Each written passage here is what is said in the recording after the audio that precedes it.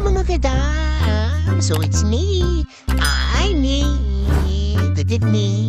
So for today's videos, mag-edit ako ng video na pinapapanood sa akin ng aking asawa. So guys, titingnan natin kung ano ang aking bonggang reaction. So ngayon, let's start, okay?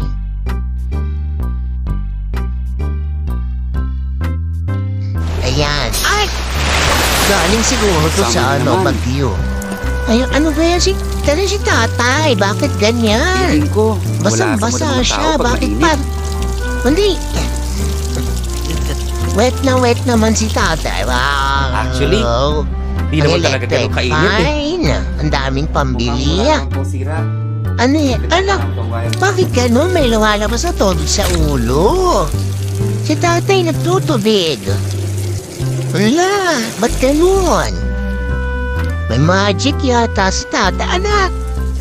Bakit ganyan siya? Sobra naman siyang matubig. Wala naman akong Saan ginagawa. gagaling kaya yun? Sasakay siya ng bating. Parang iba talagang effect ng init ng mga tao. Basang-basa siya. Kaya nag-grab car Ay, ako. kawawa naman yung taxi driver.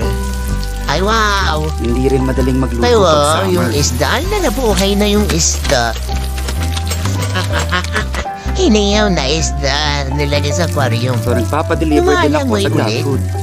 Ay naman yan si tatay, oy. Kuya, Ay, wow, mukhang madalas dami tayo nagtipa magkikita na. ngayong summer ah.